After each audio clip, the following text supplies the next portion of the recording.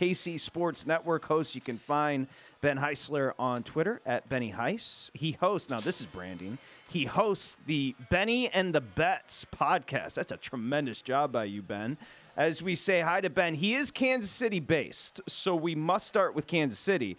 And you're going to take the best of it as we sit here on a Wednesday, and that is you can find in the market the Chiefs catching 3.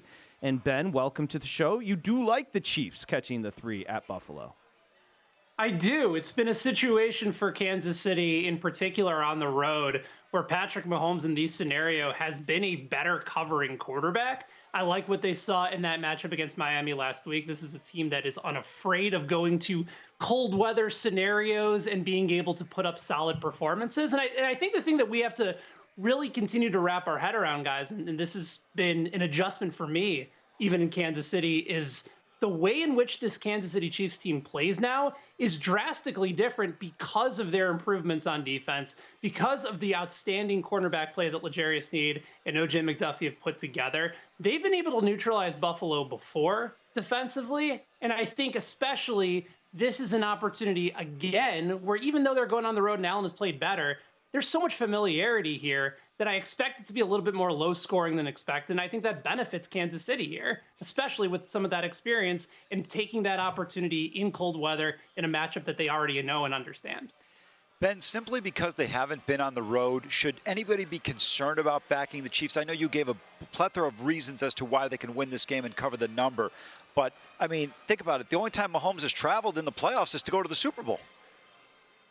Yeah, and here's the other thing, too. Like, if you're going off of actual Mahomes has had the statistical advantage of playing at home, but throughout the regular season, throughout the course of his entire career, he's been a better covering quarterback on the road. It just doesn't seem to phase him. It doesn't seem to phase this team.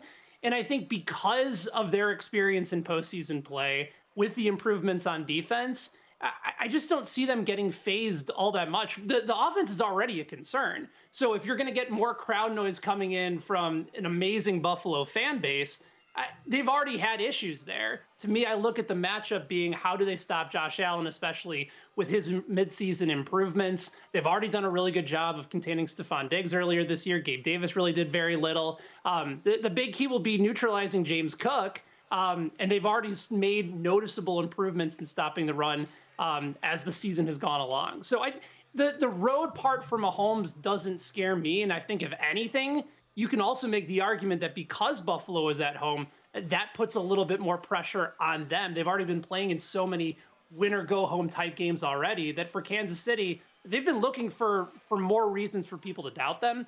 I think this gives them something that's galvanizing coming into this game, and I like them catching 3. Tremendous NFL Divisional Round breakdown. Ben Heisler joins us here. Sharp money. Now, the offense has been a question mark, but Isaiah Pacheco hasn't. It's almost like that breakout in the Super Bowl last year, and he's continued, Ben, into this season. You're going to go over 14.5 rush attempts for Pacheco. Yeah, it's weird to put myself in a situation where I'm trusting anything from Andy Reid to go on the over for rush attempts. It feels like something is not spiraling correctly in my brain. But the numbers make sense for Pacheco. Buffalo has had issues in stopping the run consistently throughout the course of the year. Pacheco has returned on this number quite a few times, especially in the second half when they've really allowed him to set themselves up. Again, you have to look at this matchup and say to yourselves, what's Kansas City's best chance here? They've really had a lot of success in Pacheco, especially with his yards after contact. With Buffalo, it's about sustaining drives and keeping that defense on the field.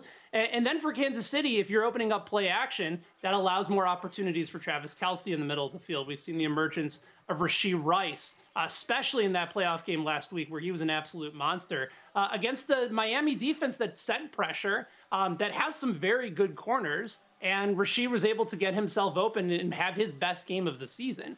So I think Andy Reid, Matt Nagy, and the rest of the team are starting to understand time of possession, winning these types of games, especially on the road, is okay. And in cold weather spots, knowing that Pacheco's going to get some of those big yards against a soft spot and a run funnel team, I think it makes sense to trust Pacheco to go over this number.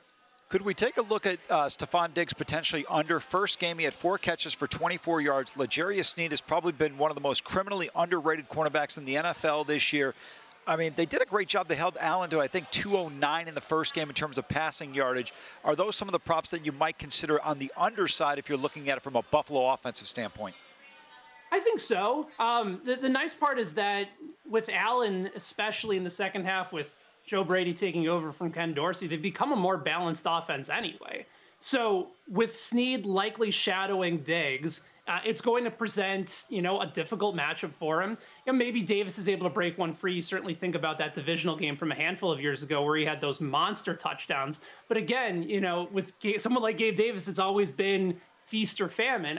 I think if you're going to consider an over, maybe you look towards receiving yards for somebody like James Cook, where they dump it off in the backfield, and the Chiefs linebackers, especially how they've been using them in pass situations and rushing the quarterback. Maybe there's opportunities for James Cook to have a couple big breakaway yards. So maybe that's an opportunity to go on the over. Also, Dalton Kincaid, his continued emergence in that offense and a reliable weapon in the middle of the field. Again, you guys, if you're talking about the Chiefs corners, they're going to take care of Davis and Stephon Diggs, but it's the middle of the field and especially the emergence of Kincaid that I think you could look at his number and say, yeah, this might be a scenario where if you're looking at his receiving yards, and last time I've seen it, it's anywhere between 38.5 and 40.5.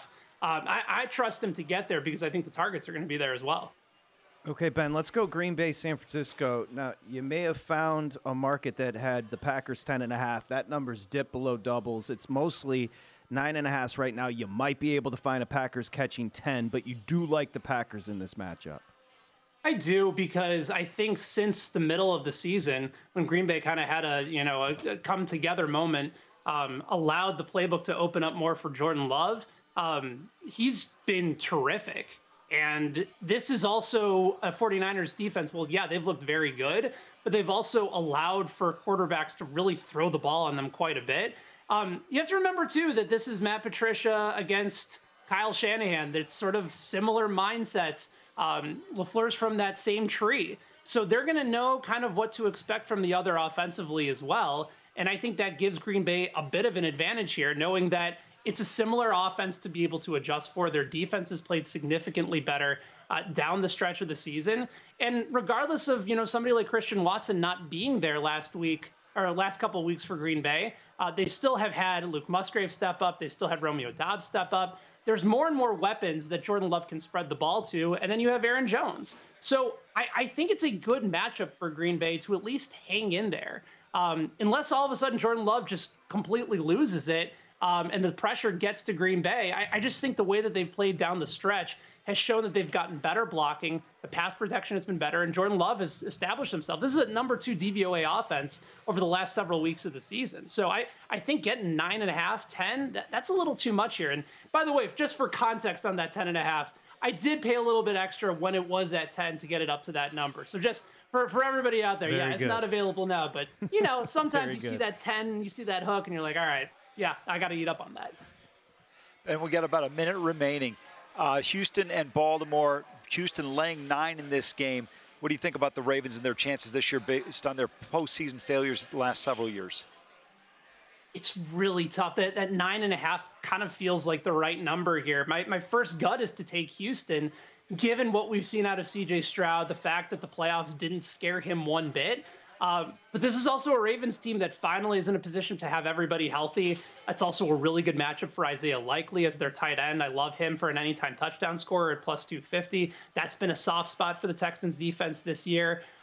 It's a very different matchup preparing for Lamar Jackson than it is for Joe Flacco. So I think Baltimore is in a nice spot here. The line feels a bit too high, but then again, Houston's been proving us wrong all year. So I lean Houston, but probably a stay away, at least for me, on the side in the total. Fade the Lions secondary. I want to make sure I get this one in for Ben for our listeners and viewers. Baker Mayfield over 22.5 completions. You are exactly right, Ben Heisler. Ben Heisler, KC Sports Network host at Benny Heiss on Twitter. And you can also check out the podcast, Benny and the Bets. Great job, Ben. Thank you very much for your time. Go to VSiN.com/subscribe to become a VSiN Pro subscriber today.